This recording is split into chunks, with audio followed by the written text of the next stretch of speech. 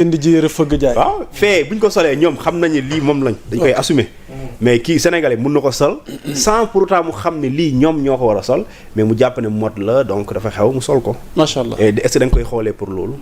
wala nga dóor ko pour loolu. loolu it beneen débat la. beneen débat loolu il faut nga leer. macha allah amatina solo ñu jox kàddu gi Bachir Fofana loo ci dolli grand Bachir. waaw ci débat bi ndax ñii moom jàpp nañ ne vraiment y a un peu de leem-leem yi goo xamante ni yaakaaruñu ko woon. non xam nga ci campagne yi vraiment. xam nga diggé la woon te nee woon nañ bokk na ci première loi yi ñuy dugal assemblée daal koy voté. xam nga lu may wax toujours rek l'opposition à Pastef ce n'est rien d'autre que la VAR. Quand je dis l'opposition ce n'est rien d'autre que la VAR maanaam moo di ni wax Pastef lu ko sonnal du gestion du pouvoir. mais seeni waxi démb. seeni waxi démb nag ils ont tout promis et sur tous les sujets et en tout temps. maintenant regarde dañoo toog Ousmane Sonko toog jàkkaarloog ay journalistes bu ñu yàlla joxee nguur gi. première loi bu ñuy njëkk a criminaliser bu ñu njëkk a yóbbu criminaliser mooy homosexualité. ñu jox leen nguur gi nit ñi fàttali leen ko ñu ne ñu. amuñu majorité bu ñu ko defee. xam nga loolu la ñu joxoon comme lay. mu doon loo mën a nangu comprendre. mais d'un autre côté da ngay gis ni ka la wax ni awma majorité bu ma defee loolu. ñàkk naa am majorité te terewul dugal na proposition de loi pour ñu tas. conseil économique ak HCCT. donc maanaam ka la ne woon configuration.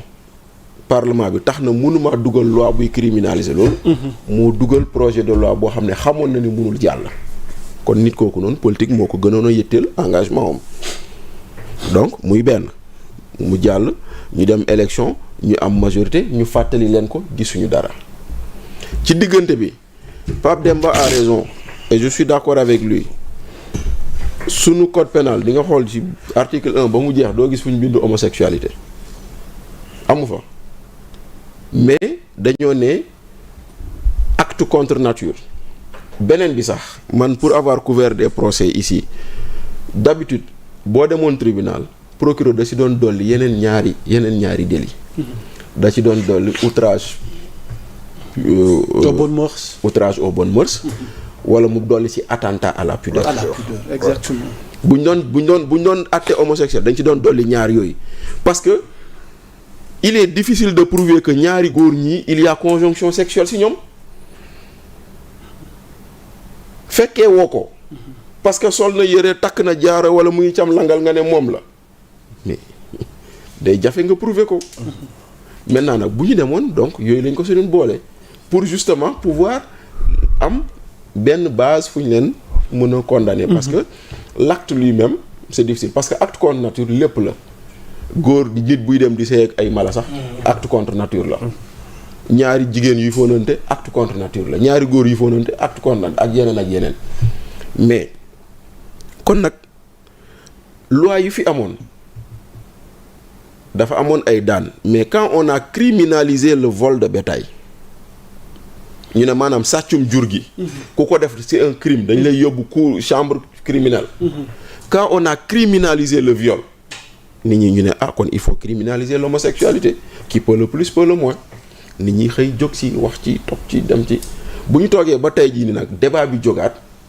parce que effectivement dafa xaw am benn layam-layami booy gis ci les gens au pouvoir mooy maanaam dañoo ñëw ba toog mu mel ni seen engagement boobu noonu ils se rendent compte que xëy na lan lañ doon wax démb ak barki démb en termes de dispositifs existants que c'était bien et que xëy na ñoom du criminalisation waxatuñ ko maintenant nag ñi nga xam ne ñoo ci nekkoon di xeex démb di ci jóg démb s'ils veulent être cohérents il faut qu'ils fassent comme Abdou Karim Gueye il faut qu'ils fassent comme Mame Makhtar Gueye parce que ñoom dañ ko xeexoon démb ànd ak waa Pastef xeex ko parce que Ousmane Sonko 2022 élection législative moo ne Sénégalais boo leen joxee majorité Macky Sall day daganal góor jigéen daganal la waxoon kon le rejet de la liste de Benno Bokk Yaakaar bokkoon na ci parce que les Sénégalais rejettent phénomène boobu noonu boo toogaatee nga ne ñun bu ñu amee majorité dañ koy criminaliser te defoo ko da ngay gis ni effectivement le discours comparé à la réalité d'aujourd'hui am na un hiatus bu boobaa nag lan moo ko waral c'est ça la grande question surtout nag c'est une question que tu vas poser d'autant plus que nit ki dala ne woon gëw pouvoir parce que j'ai envie de leur dire oui la réalité des pouvoirs les rattrape mais nit ku la ne gëw ma réalité pouvoir nee na yéen bi ñuy bitim réew bu ngeen neexee sax téye leen seen xaalis bu fekkente ne loolu moo ñuy dimbale téye leen seen xaalis donc discours yooyu yëpp boo ko déggee tu vas dire kon qu'est-ce qui se passe maintenant à côté de ça tu vois d'autres actes yoo xam ne day tey sa xel tu vas lancer les eurobonds dont parlait Thiombane kan moo la ko lijjantil JP Morgan kan mooy JP Morgan c'est la structure qui finance les gay parades mooy maanaam doxantu góor jigéen yi en Europe moom bokk na si ñu koy financer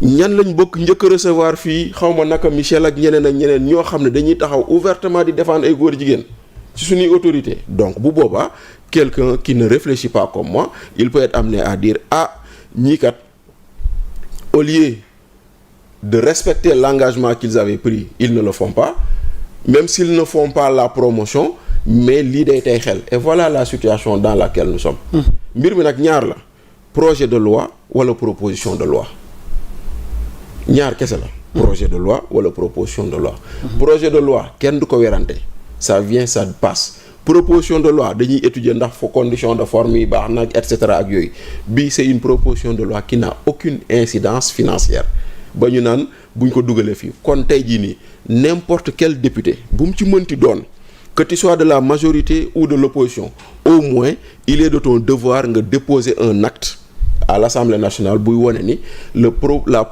l'initiative de criminaliser mbir moom noonu nañ ko diggee woon yow jéem nga ko jëmmal maintenant nag il revient aux députés de la majorité de voter wala de refuser de voter donc maintenant on saura mais pour l'heure tu te rends compte que il y a énormément de layam-layam yi dans cette affaire malheureusement. looy tontu ci loolu. waaye yow Moussa question bi wax dëgg yàlla doon na loo xam ne moom daanaka man manifestation bi ma njëkk a dem defe naa ànd sàmm jikko la woon. waaye ànd sàmm Sonko la woon nag. malheureusement kon ñoom waa ànd sàmm. ànd sàmm la ànd sàmm Sonko la woon. ah bon ànd sàmm Sonko la oui ànd sàmm Sonko la woon ànd sàmm Sonko. mais ànd sàmm c'est-à-dire li ma bëgg a wax. li ma la bëgg a wax ne waa ànd sàmm jikko yi. waaw ñoom seen taxawaay man dama koy rafetlu d'abord parce que. jikko moom dégg nga seen sortie. parce que jikko moom. mais ñooñu ils ont été contraints aussi ah. loolu lu ñuy rafetlu d'abord nee naa la man manifestation bi ma njëkk dem. si ñoom laa demoon ànd sàmm jikko mais yaa Moussa foog ñu xam benn affaire gis nga dafa am lu ñuy wax la matrice d'Eisenhower maanaam booy gouverner. si tâches yooyu 4 tâches yooyu si ngay axer sa gouvernance mooy dafa am ay tâches yoo xam ne c'est des tâches urgentes et importantes am des tâches urgentes non importantes am des tâches importantes et urgentes am des tâches importantes et non urgentes c'est-à-dire même booy respecter say promesses électorales da nga koy respecter de manière prioritaire xam nga tey jii lu mënti wax amul benn waa Pastef bu génn ne homosexualité xaw ma. waa crime waaw duñ ko def. amul kenn waxugu ko dégguñ ko. voilà kon ñoom nag kon lu ñu waxoon dañ koy def. liñ leen fàttali dañ ko defagul. waaw mais waxuñu ne duñ ko def. c'est-à-dire foofu laay waxee. léegi nag. non mais selon le discours bi ngeen teniroon nag. waaw moom laa à l'endroit de la population. mais ba léegi discours boobu noonu waxuñu ne ñun duñ ko def parce que ba léegi waxul ne du ko def. c'est-à-dire loolu tam dafa doon point bu am solo. xam nga dina bokk ci loi yu ñu njëkk xam nga li may wax nii. Bachir xam na ko bu baax. mooy agenda gouvernement bokkul ak benn paate taxaw fee ne yéen ñu waxoon ni def leen lii parce que ñoom bu ñu tiimee seeni priorité. tiim problème réew mi xam ay affaires yoo xam ne doo ko mën a wax. xam nga xamoon ni lii ngay wax moo tax may la gëw ma réalité du pouvoir parce que yéen ñu ko waxoon. parce que yéen ne première loi. waa xaaral rek bu ñuy njëkk a yóbbu xaaral Basir xaamu ñëw. waaw c'est-à-dire yow boo tiimee loolu yaa Moussa tiim sa feuille de route yow da ngay xam fooy jëm mais ñoom wax nañ ne dañ leen di recevoir topp mais c'est-à-dire xam nga actuellement ni ñu toll nii. dëgg la nag actuellement nii. loo mënti wax ku si ne am nga droit manifester. parce que loolu noonu alerte la rek. parce que ñooñu noonu. mbaa duñ ko tere. non man gëwuma ñu tere ko. parce que loolu alerte la rek parce que alerte mënul ñàkk si réew comme ñu si mel ne ñoom Karim Xurum Xaaq. c'est-à-dire li ñuy def noonu gouvernement tamit day soxla koo xam ne da kay naan yow yaa ñu digoon lii yaa ñu waxoon lii rappeler ko loolu lu nekkul loo xam ne dañ koy ñaawlu torop li ñuy rafetlu la parce que. ci démocratie lañ nekk am nañ droit rappeler ne yéen ñu waxoon lii mais itam ñoom foog ñu xam ne ñi leen waxoon lii génnuñu si te waxuñu ne duñ ko def mais li ma wax sànq priorité yi ak feuille de route yi maanaam du bokk ñoom ni ñuy gisee foog ne nit ki bu toogee tag-tag rek day respecté ay promesses électorales am yëpp yu mu la wax da koy respecté mais da koy def de manière prioritaire xool boo xam ne bii moo gën a prioritaire bii moo sot mais Sénégal ñun am nañ benn acquis mais yaa Moussa ñun ban borom ñaari tur moo sañoo doxantu si réew mi def yenn ni kenn def na ko maam sa fit sax mayu la ko tubaab bi de def na ko mais kooku fu mu ko defee xam nga kooku fu mu ko defee tubaab bi de def na ko ñibbi xam nga tey nii waa ànd sàmm ji ko dégg nga seen conférence de presse Matar xaw ma kii bi Matar Gueye Jamra non ba pas ma Matar Gueye Jamra am na keneen Adama Mbuub non am na Matar Sylla waaw Matar Sarr mu ngi koy wax nee na kooku ba mu koy def dafa waroon dem ci Colobane wala fu bëri nit mu defee ko. waaw si da ko def voilà mais moom moo wax loolu. mais non damay rappelé. mais Matar Sarr il est faux. waaw Bachir xaaral ma damay rappelé mais Matar lu ma wax noonu c'est faux il est faux. man dama nekk di rappelé. Matar Sarr moo wax ne. ñooñu li ñuy def. lan la Matar Sarr wax mu ne. moom ba mu ko doon def dafa waroon dem fu bëri nit. mu defee ko fa. kon xam nga ne moom sañu ko defee foofu. kon ñu Sénégal am nañ acquis. comprendre yaa Moussa ñun suñu diine suñu aada suñu lépp nanguwul góor jigéen loolu moom wax dëgg yàlla nañ ci yàlla sax moo bi rek ñu koy wax rek loolu beneen mbir la rawatina ñuy gis activité noonu mais ñii nii wax nañ ne dinañ ko criminaliser mais insha allahu rabbi dinañ ko criminaliser mais nekkul yow yaay toog fee ne non par force nañ ko defee waxtu bi wala temps bi ñoom dañ yor seen feuille de route yor seen agenda am ay priorités yu ñuy def comprendre nga. tey jii Thioune da ko rappelé sànq c'est-à-dire ñoom li ñuy def nii ay pression yu mel noonu gis nga tey dama lay wax benn affaire ku dul président de la république wala député def proposition mais loolu du mun a jàll. ah non comprendre c'est-à-dire ñoom alerte bi ñuy def maanaam dañ ko war a def maanaam lépp ñu teg ko si maanaam bañ a xët-xët bañ a indi ay coow ak yu mel noonu parce que actuellement dëkk bi xam nga lan lañ soxla wax dëgg yàlla fu mu toll nii xam nga lan lañ soxla stabilité lañ soxla suñu dëkk jëm kanam. léegi ñoom nag député Pastef nous sommes en crise. xoolal stabilité. xoolal député Pastef non yuuxu bi ñuy wax laay wax quoi. non grand c'est-à-dire pas crise. mais non oui mais stabilité foo ko déggee mais crise am na. mais xaaral rek c'est-à-dire xam nga tey jii nii yaa Moussa munoo nekk di lijjante benn mbir ñee yuuxu fee nga war a gestu demaat si ñee yuuxu lii. waa Pastef ñoo jëloon ay engagement ne dañ koy criminaliser te man gëm naa ne man dinañ ko criminaliser comme naa kon jaru fi pour man tëb bi bay dal rappel bi daal baax na mais am na ñoo xam ni ñu koy defee day mel nii dafa am ñu làqatu si ñoom wax ma nag loolu moo am mais ni ñu koy defee quoi waa day mel ni non mais xam nga tey ji boo gisee conférence de presse ànd sàmm liggéey nu mu ànd ak yar ànd ak teggin par rapport ak boo déggee ñeneen nuñ ciy waxee maam di mel ni ku jéem a kii woon teg état bi te état du noonu. comme xanaa da nga fàtte pression bi nga doon teg Macky Sall. mais vraiment mais vraiment attends xoolal. mais ñi ngay soupçonné nii d'être des gens baal ma wax la. ñi ngay soupçonné nii d'être des gens ñi nga xam ne ils sont peut-être sous la soule de quelqu'un démb nit ñi dañ leen soupçonné woon ni dañoo àndoon ak yéen. non waxuma loolu de. mais si dama ne day mel nii. waaw mais parce que yéen a àndoon ak ñoom. xoolal kii yaa Moussa. nee naa la première manifestation bu ma njëkk a dem. manifestation mais yéen a àndoon ak ñoom teg pression pouvoir bi. léegi daal li mu la léegi sujet boobu li ma koy tëjee mooy Pastef génnuñu ci seen ne duñ ko def. waaw yéex na daal. amul ko waaw mais yéex na. Bachir dafa am ay priorité. mais non. Bachir dafa am ay priorité. yéen a ne woon première yéen xam nga ñun Bachir ma jox la exemple. Bachir xaa ma joxe benn exemple bu teeraat. ma jox la yu bëri yoo xam ne dañu doon wax démb. Bachir xam nga tey jii yaa Moussa priorité yi ma lay wax rek. tey jii boo jotee par exemple sa nga am ñaari tout tànk nga am ñaari doom bu kenn ki nga ne ko weer bi bu dee incha allah dama lay jëndal vélo ba nga calculer sa salaire def sa budgétiser ne 50 000 pour moom la léegi weer bi di waaj a dee sa beneen doom bi feebar ndax yow da nga koy faj wala da ngay jëndal kay vélo. c'est-à-dire priorité bokkul. mais léegi xam nga lan li ngay wax nii mais grand li ngay wax nii xam nga lan moo ci manqué. waaw li ngay wax nii xam nga lan moo ci manqué. lan moo ci manqué une position officielle qui vient dire aux Sénégalais. ñun ñoo leen waxoon ni dañuy def lii. mais on se rend compte que lii mooy suñu priorité déglu leen ñu. mais loolu amul. parce que d'accord naa gis nga cas boobu ngay wax. daf may dal da lay dal. cas bu ngay wax daf may dal damay dal. mais j'ai l'honnêteté de dire à mon fils là, à qui j'avais promis un vélo, Wow. écoute, je voulais t'acheter un vélo, mais je ne peux pas le faire tout de suite compte tenu de ça et ça, tu dois devoir patienter. Et lui, il sait. Mais c'est ça que vous n'avez pas fait. waaw mais loolu nag mooy problème bi. mais attends léegi xam nga yow yaa léegi actuellement nii dégg naa ne am na député yoo xam ne nee nañ dañ leen di recevoir mais bu ñu leen recevoir ñu toog ak ñoom waxtaan ak ñoom. parce que man loolu calmement la rek. xoolal yaa Moussa. parce que man criminalisation homosexuelle man dama si d'accord à wax ma la 100 1000% dañ ko war a def. loolu moom kenn waxatu ko. loolu moom lu ñu war a def la. voilà mais app bi nag peut-être moo jotagul mais incha allah man de gëm naa ne yaakaar naa ne dinañ ko def voilà. merci beaucoup donc Bachir dafa am loo ciy dolli balaa ñuy jàll. non c'est bon. c'est bon c'est que dama xam ni rek ce pâté il est intéressant quoi. ah bon oui. sur quelle langue.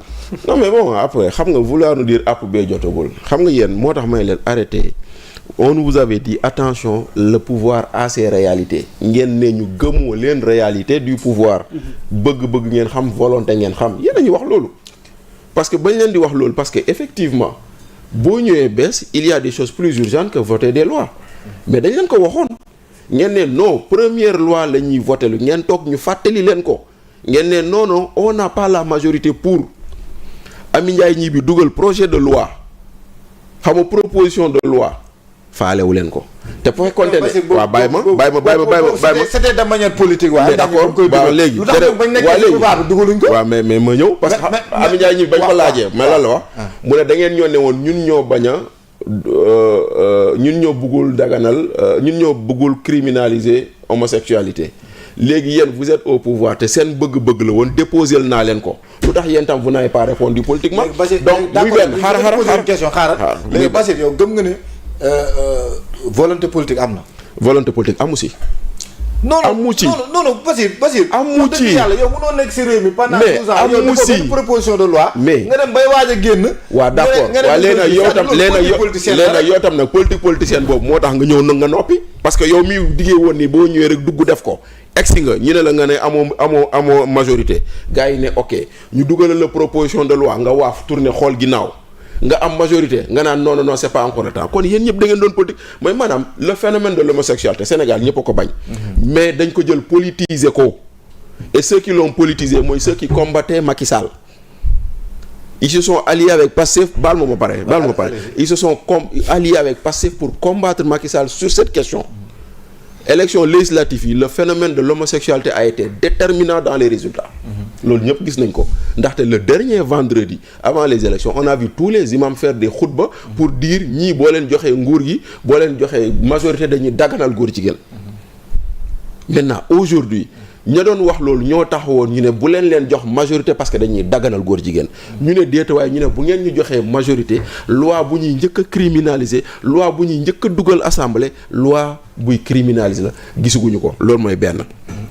léegi nag aujourd'hui ña doon xëy toppoon ko mbubboo woon diine ndekete ñoom tam dañ doon politique parce que ànd sàmm jikko yi ànd sàmm Sonko la woon la première fois où le communiqué est sorti pour demander la criminalisation de l'homosexualité c'était 3 jours après les événements du 21 février en février 2021 kon toutes les fois que l'affaire Ousmane Sonko a été agitée on a agité cette question à côté comme si pour dire regardez par là. Et voilà qu'aujourd'hui, vous avez tous les leviers pour le faire. Vous ne le faites pas. Dinañ ko def. On va taxul woon nit ñi di wax. On veut